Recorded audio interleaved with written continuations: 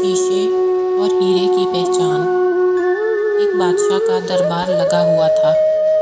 क्योंकि सर्दी का दिन था, इसलिए बादशाह का दरबार खुले मैदान में ही लगा हुआ था।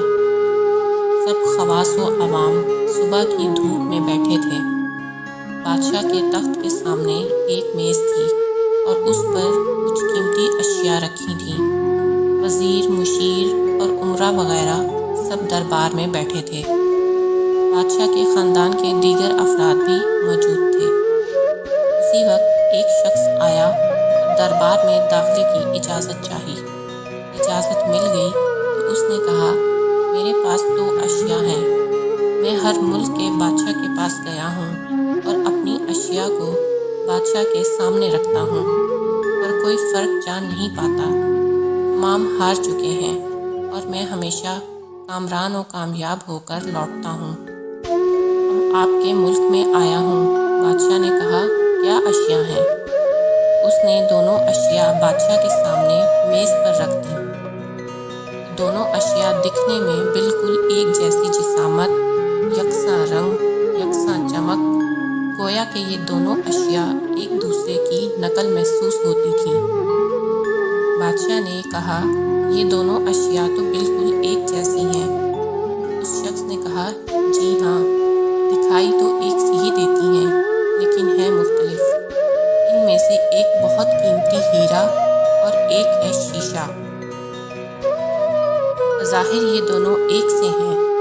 कोई आज तक ये नहीं पहचान सका कि कौन सा हीरा है और कौन सा शीशा। कोई जांच कर बताए कि इनमें से हीरा कौन सा है और कौन सा शीशा।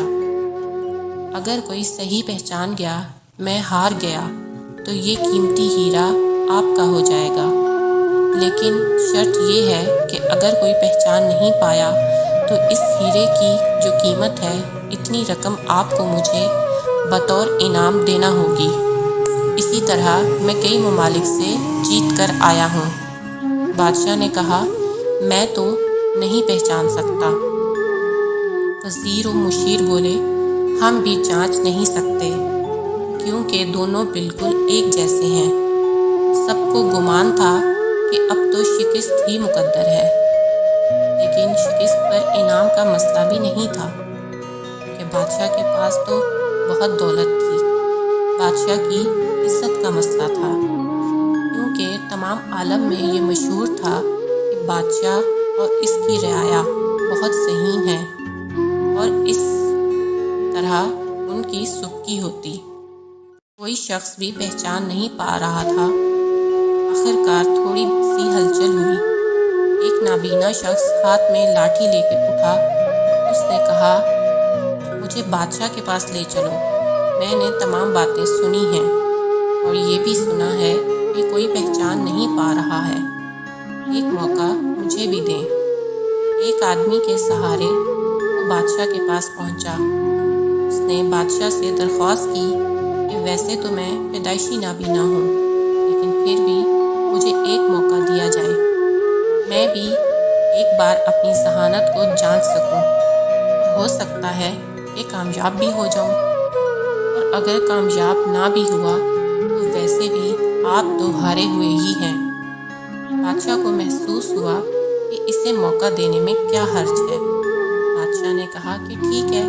उस नाबीना शख्स को दोनों चीज़ें छूने के लिए दे दी गईं और पूछा गया, इसमें से कौन सा हीरा है और कौन सा शीशा। यही आपको मालूम करना है।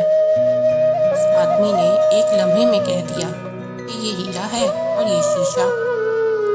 जो आदमी इतनी जगहों से जीत कर आया था वो बहुत हैरान हो गया और कहा, ठीक है, आपने सही पहचाना, आपको मुबारक हो।